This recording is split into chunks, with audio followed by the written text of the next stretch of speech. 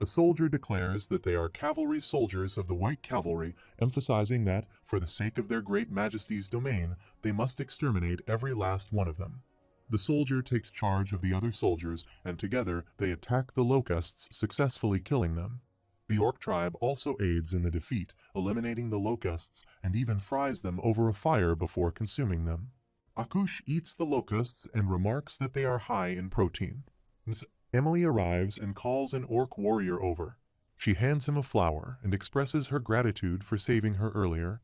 The orc warrior accepts the flower and she walks away, leaving him blushing at the gesture. Meanwhile, Lloyd Frontera's parents run toward him and ask if he is all right. His father grabs him and asks if he's not hurt. He refuses, stating that he's fine as they can see. His father becomes emotional, hugs him, and expresses gratitude, mentioning that he saved all of them when his feeble father couldn't. He apologizes and is grateful. His mother also hugs him and asks why he enjoys saving people so much, and what if he was hurt. He thinks that's not it. It was all for his retirement, and he did it purely for his own benefit. The system notifies him, and he wonders what's so funny. The system again notifies him that he doesn't seem to remember what he said during the ending spoiler. He wonders what it means and what he said. The system notifies him again that, well, if he doesn't remember, let's just leave it. He thinks that's right because there's so much more work to do right now, and they need to get ready for the second wave. The system notifies him that he has received a new title, Round 1 pick by Terminix Pest Control, and the title region is Frontera Barony Lacona Viscounty. The active period of the title is 110 years, and the CP from the title is 2. The system informs him about title powers. Just by looking at them, he can send all bug-type monsters into a state of fear. Once in this state, they will shrivel up and lose their ability to fight. At night, he goes to his construction site and looks around, while the commander of the White Cavalry, Vallardi Blanc, comes from behind and asks why he asked for him. He bows and replies, thanking him for coming. He also expresses gratitude for his crucial role in the plan to wipe out the locusts. Vallardi Blanc says not to say the words if he doesn't mean them, pointing out they were merely in charge of the cleanup. He disagrees, stating that's not it at all. If they were to clean it up all by themselves, it would have taken weeks, but thanks to him and his men, it was done in half a day. Vallardi Blanc admits that, to be honest, he was angry at first for a mere engineer to be given command over the esteemed White Cavalry. However, when they arrived, he realized something: the precise time and location of their arrival. All of it was according to his calculations. He further asserts that he is a brilliant strategist, and there is no doubt about that. It cannot have been sheer luck that he saved Her Majesty, but his pride is still wounded. He inquires whether he had sent the wizards back while requesting them to stay and fight and die on the Queen's side, which he deems their honor. He states that he does not like him, and having spoken his truth, now it is his turn. He asks what they want from them. Lloyd Frontera thinks he knew this guy was special. In the novel, he is the commander of the White Cavalry, ordered to carry out a ruthless purge by the Queen who turns evil. He reflects that he fought tooth and nail against Javier, who was trying to protect the people. At that point in time, Javier wasn't a sword master, so he barely managed to beat him. Vallardi Blanc inquires if he had said his name was Javier, and if he believes he can trust him with this request, to please stop the Queen. He thinks of it as uncompromising loyalty, noting Javier as a born warrior and a straight shooter, and he believes he won't get through to him if he beats around the bush. His best plan would be that. Lloyd Frontera asks how he would like to fight, proposing that if he wins, the White Cavalry becomes their estate's engineer of crops, and if he loses, he must return immediately to Her Majesty. Vallardi Blanc laughs and states that he has him all figured out. Since he has no intention of giving in to such a ludicrous request, he suggests a fight right from the start. However, there is one thing he has missed. Vallardi has been given command over the White Cavalry by the Queen, and this is an order. He responds that even if ordered to do so, shoveling dirt would gravely wound the honor of a knight. However, if it were the result of a duel, it would be a rather knightly thing to do. Vallardi Blanc asks if he has a weapon and mentions hearing that he punished his estate's traitor with a shovel. Javier replies that he'll be keeping his sword sheathed, so it doesn't matter. Vallardi Blanc thinks it's perfect, believing he took the bait and the chances of winning are 0. He considers Javier to have a triple heart circle, but it's just crude power. He believes he's skilled enough to almost kill Javier, the sword whiz, and that he'll never let him get a hit on him. However, as always, Javier has a different, powerful weapon, his personality. Belardi Blanc states that this is a match between a knight and a civilian, so the rules must be somewhat different. If Javier so much as flinches from one of his attacks, he will be the winner. Lloyd Frontier declares it's a deal and utilizes a triple core mana blast, launching an attack on Belardi Blanc. He quickly evades, and the blast travels a great distance, hitting a mountain and causing a volcanic explosion. Observing this, Belardi Blanc becomes frightened and looks back to where Lloyd Frontier fell to the ground. Belardi Blanc laughs at him, contemplating how 500 of the kingdom's strongest in the White Cavalry have been transformed into the Frontier Barony's crop engineers. He mentions that they are engaged in construction work with his team the next morning. One warrior, expressing anger, throws his shovel, stating that even though full authority has been given to them, this is not acceptable. He emphasizes that they have devoted their lives to the battlefield, questioning why they must now engage in hard labor. Belardi Blanc insists that this is not merely a result of a simple order, recalling Lloyd Frontier's statement that he would show him something else amazing, that wielding a shovel can be much more honorable than wielding a sword. Belardi Blanc once again thrusts his shovel into the ground and mentions that there is something he wishes to check, urging cooperation. Lloyd Frontier and Javier stand atop a high mountain, observing them. Javier asks if this will truly have an effect on them. Lloyd Frontier responds that the orcs of the wilderness taught him so he can trust their method, emphasizing it has been tried and true. He assures Javier to wait, stating that this is going to protect his sweet meal ticket. As his soldiers descend from the mountain with ropes, they proceed to build a rock monster. An earthquake shakes everything, causing people to become scared. They believe the entire estate is enveloped in terror, and simultaneously, everyone shares a common feeling, thinking that Master Lloyd Frontier will protect them all. Meanwhile, a huge herd of mastodons moves toward the city. Lloyd Frontier stands on a rock, holding two flags, one white and one blue. Belardi Blanc arrives with his warriors, finding it hard to believe what Lloyd Frontier said, but they see a real threat in the form of a massive herd of mastodons. He recalls his meeting with Lloyd Frontier, questioning what evidence he has that makes him so sure. Lloyd Frontier responds by asking if this isn't evidence, and when questioned further, he says it's obvious. Belardi Blanc insists on knowing how it's obvious, to which Lloyd Frontier clarifies that he means in a general sense. Belardi Blanc specifies that he wants to know if what Lloyd Frontier is saying serves as evidence. Returning to the present, he thinks he clearly has a knack for dodging questions, but regardless, he has judged correctly. Now is the time for battle, not doubts. They will match the speed of their charge and take out their front line. He believes that once the herd stops, they will quickly surround them and attack from the outside, one layer at a time, anticipating 10 or perhaps 20 casualties on their side. Oleg expresses that after this battle, he will propose to his sweetheart back home. Another warrior comments that he doesn't say things like that. Oleg repeats his question, asking what's wrong with what he said. Belardi Blanc contemplates that instead of an engagement ring for his lover, the soldier Oleg may leave behind only his glorious lance. He believes there is nothing to fear. This is the fate of their cavalry unit. He then commands white cavalry soldiers to prepare to charge. Meanwhile, Bayerk instructs them to wait, and Belardi Blanc looks at him, addressing him as Sir Bayern, the chief knight of this estate. He asks why Bayern is here without his armor. Bayern replies that Master Lloyd Frontier said he would not need any armor. Belardi Blanc questions this decision, expressing concern as they are going into battle, and wonders if Lord Lloyd has lost his senses. Bayern responds that his lordship has always seemed a little strange, and he's used to it by now. He explains that he came here to decipher Lloyd Frontier's messages.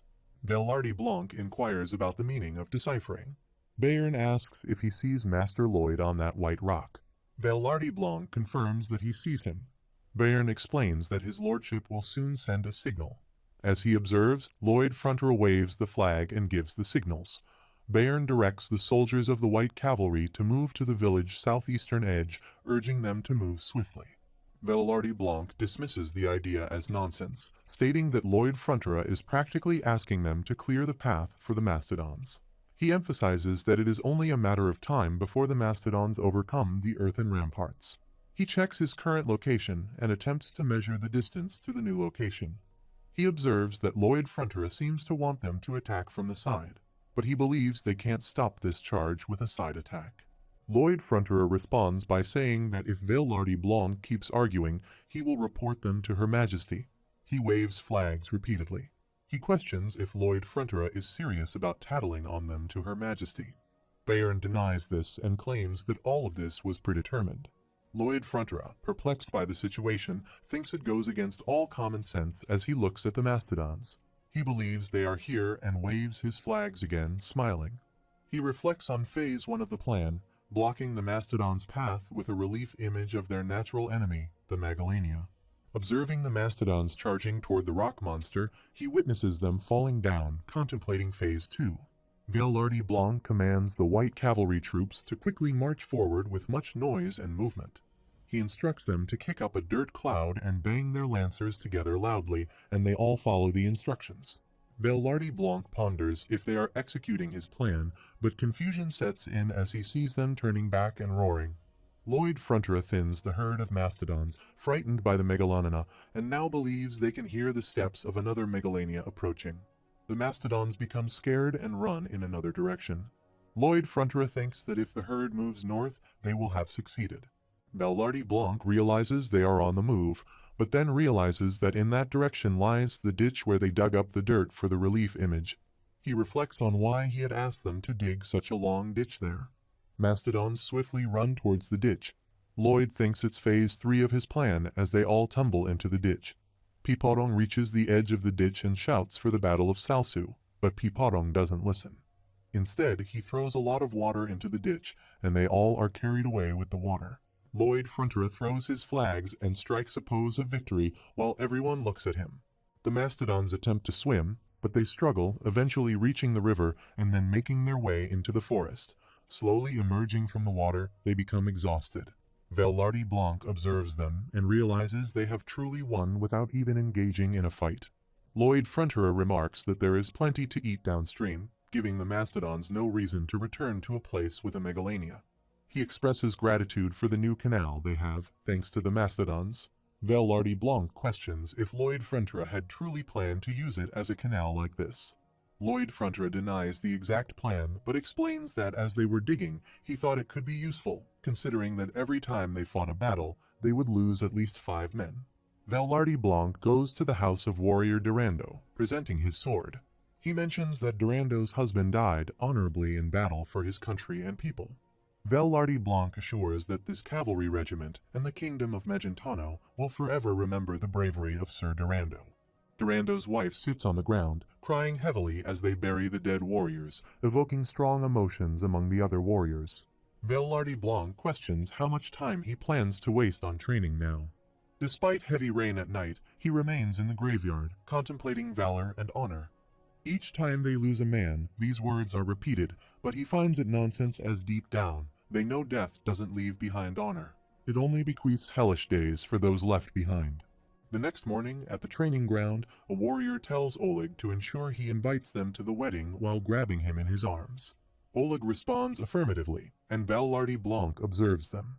Javier arrives, expressing concern that these waves of monsters may never end. Lloyd Frontera responds, acknowledging that they will end at some point, but they'll have to deal with dozens more. He mentions that coming up with a large-scale plan like this each time would be too costly for their estate. Meanwhile, he remarks to Javier that he sees his IQ has increased significantly and asks if he would like to guess what he's thinking. Javier responds, stating it's obvious a plan that requires the least amount of work to contain the monster invasion at its source.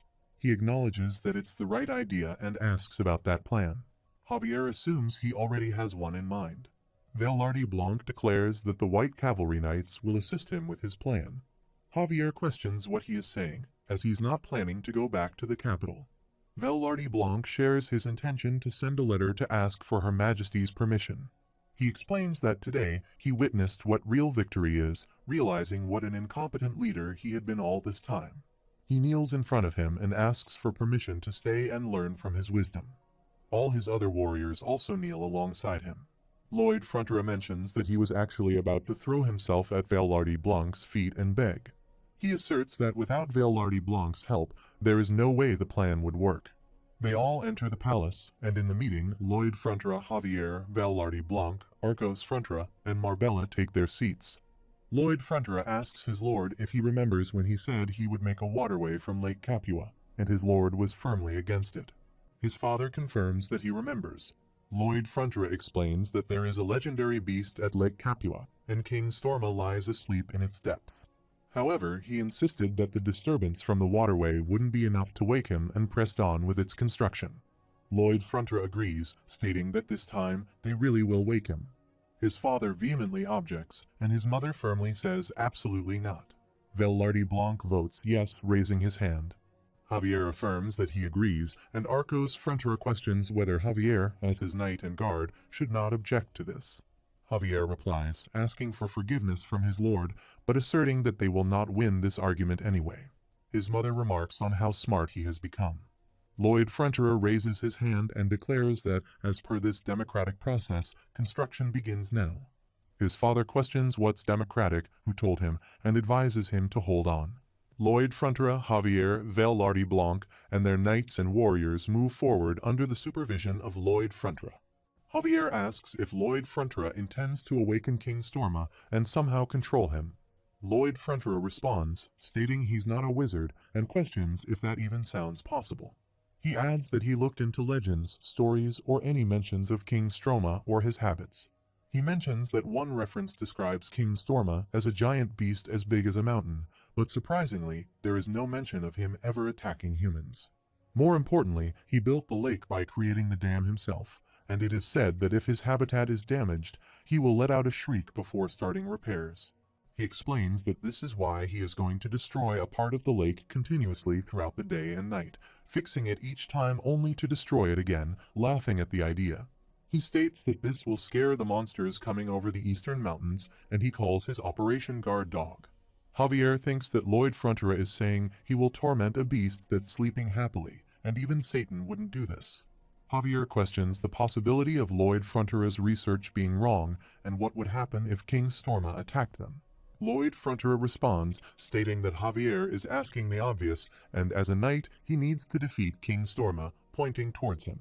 Javier notes that King Storma will shriek day and night, considering this as an Operation Guard Dog.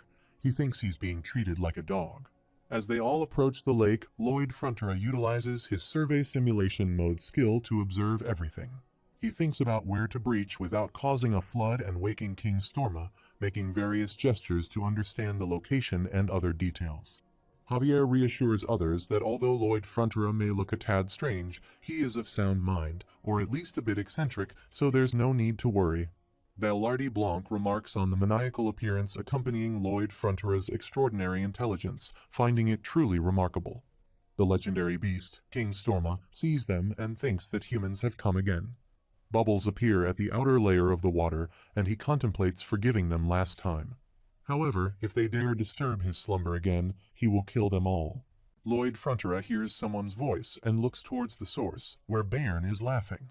Bayern exclaims to the little rascals, "Get down, stop it," and repeats stop, while laughing and expressing that they are killing him with their cuteness. Upon noticing Lloyd Frontera, Bayern gets up and addresses him as his lord, mentioning he has been meaning to ask him about something. Lloyd Frontera acknowledges that Bayern could tell, and Bayern explains that these little ones are the mastodons who were separated from their mothers during the water attack. They seem healthy, so Bayern wants to ask for Lloyd Frontera's permission to raise them. Lloyd Frontera responds, expressing concern that as far as he knows, the bigger they get, the more ferocious they'll become, which could be dangerous. Bayern questions how Lloyd Frontera knows that, but he refuses and insists that it won't be dangerous because they are adorable. Lloyd Frontera explains that raising animals isn't easy and it will be extremely challenging. Bayern continues to deny the difficulty, saying it won't be challenging because they're adorable, pointing towards the mastodons. Meanwhile, he responds with a casual "well, do as he pleases." Bayern lies down again and plays with the mastodons, becoming quite happy. Lloyd Frontera walks away, thinking that Lord Bayern will do a good job with them, and if things go well, perhaps the mastodons could become a great asset for them. He reflects that since there is no guarantee that Operation Guard Dog will work, having even just one more ally, even one more animal on their side, is beneficial. Akush arrives and mentions that the monster Domino might strike their village too. They express regret but explain that they must return to their tribe.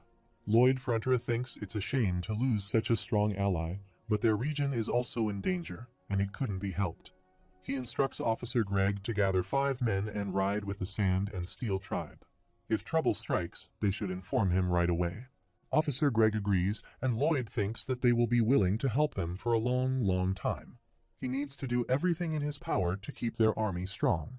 He also reflects that today is the day when the long-awaited operation goes into action. Velarde Blanc informs him that all preparations are complete. He shouts that today they will awaken an ancient beast, and no one but his men can accomplish such a feat. He mentions the superhuman strength required to carve up and dig out mountains, and his warriors become excited. He addresses the White Cavalry, asking who can knock a beast out with a shovel when they bare their vicious teeth. He questions them, asking if they believe in the power of the almighty shovel while waving his hand above his head.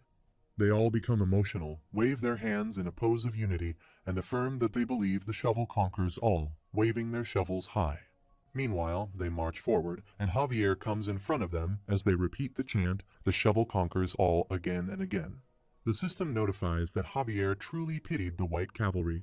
Through the use of meticulous simulations, they modified the terrain so that the lake banks would crack without causing a flood, and they started working there. Javier stands at the high mountain and declares that he's ready. Lloyd says okay and asks if Javier sees the spot that he marked. Javier confirms and says he sees it. Then he shouts for Lloyd to fire away, and with just the right amount of force, there will be an explosion. Javier stabs his sword into the mountain and uses Mana's blast, breaking the mountain into pieces. The pieces of the mountain go down with full force, breaking trees in their path. Lloyd Frontier thinks that while it won't be an immediate problem if left unattended, it will be just enough to cause the natural dam to collapse. He lies down and orders everyone else to do the same, instructing them to take cover. He believes that now King Stroma has awakened as they all witness his residence mountain breaking into many pieces. Bai Bayong also appears there, and they all look at him. Velarde Blanc finds it adorable, while Lloyd Frontier thinks he could understand everything that Bai Bayong is shouting. He believes that Bai Bayong is angry, just like with Pipadong, Bengal, and Hamang. Whenever they speak, he can understand them. Lloyd Frontier thinks that whether Bai Bayong is a summon or whatever he is, it doesn't matter. If he is a beaver, then Lloyd Frontier is even more sure about this, as the most important thing to a beaver is repairing its dams. Bai Bayong moves towards them and says something. Lloyd Frontier thinks he can smell metal and believes that Bai Bayong thought he wouldn't see him hiding there. He tries to look at Bai Bayong, thinking it's like he's attempting to damage his dam to do something. Lloyd Frontier wonders if Bai Bayong really thought he would just fix his dam and go back to sleep. He decides to wipe him out and put an end to his tricks for good, realizing that Bai Bayong misread him and botched this. Velarde Blanc crawls towards him and asks what they should do now. He assures Lloyd Frontier that if he gives them the word, they will attack. Velarde Blanc adds not to make that face, as it makes him uncomfortable while making an annoyed expression. In anger, Bai Bayong splashes water on them, and they all get up and run back. They float in the water while Javier also jumps in and uses a flare mana blast towards Bai Bayong, who splashes water on his fire attack. Javier gets ready to attack him again and thinks he has no choice but to slay him. He jumps to attack him while Lloyd Frontier tells him to wait because he has a plan. Lloyd Frontier thinks that if Bai Bayong is a summon, then this will definitely work. Javier attacks Bai Bayong and engages him, while Lloyd Frontier secretly approaches him, thinking good job Javier, keep attracting its attention. Bai Bayong feels someone's presence, looks behind, and quickly goes underwater, considering that it's extremely sensitive to its surroundings, making it challenging to approach. Javier executes an explosion or a sword behind Bai Bayong and escapes from that attack. Javier moves to the back of the lake, thinking that a half-assed attack won't be enough to attract its attention. However, he believes that he'll be able to inflict great damage if he attacks with his full force, contemplating what he should do. Javier shouts Bai Bayong's name, and Bai Bayong responds, asking if he's not his mother, clarifying that he's a male. Javier thinks what a relief that worked. Meanwhile, Bai Bayong wonders aloud which part of him resembles a baby octopus and questions why he is suddenly behaving in this manner, emphasizing that he is not that ugly. Lloyd Frontier perches on his head. Bai Bayong, addressing Lloyd, questions when he starts sitting on him. Believing he can't be reached due to his short arms, Bai Beong throws Lloyd away, remarking for him to have a tea, thinking it went in, please, and Bai Benog swallows something towards him, thinking it went in. Bai Beong swallows it, expressing satisfaction, saying that's nice. Bai Beong emerges from the water, questioning what is happening and why the world seems to have become so big. He transforms into his real state, but Lloyd Frontera seizes him, proudly claiming that he has caught him. Bai Beong pleads for a moment to be heard, questioning why he is going on a rampage, and then makes a run for it. Urging his soldiers to apprehend Bai Beong, Lloyd Frontera commands get that fellow, as all his soldiers attempt to capture him. Bai Beong exclaims guys, he's counting on him. Pipondong arrives and attempts to intervene, but he is punched, and the assailant remarks on using its fist, questioning if it is a bully in the summoning world. The aggressor notes the fierce temperament and engages in repeated attacks. Humming also shows up, exclaiming frustration at the lack of a fatal hit in their fight. However, Bai Beong quickly steps back, causing Hamming to fall onto Pipondong, who then runs away. Lloyd Frontera arrives, asserting it's not so fast. Bengal leaps in front of Bai Beong, who reflects on King Stroma, a beast born in this land for reasons unknown even to himself. Having spent 500 years simply breathing and sleeping for the first time in his life, King Stroma witnessed the light. Bai Beong gazes at Bengal and blushes. Lloyd Frontera inquires about Mr. Stroma's thoughts and asks if he feels like talking now. Bai Beong responds that if he wants to talk so badly, he guesses he could do that much for him, as he considers himself a gentleman. He thinks the legendary beast, King Stroma, capture is complete and smiles.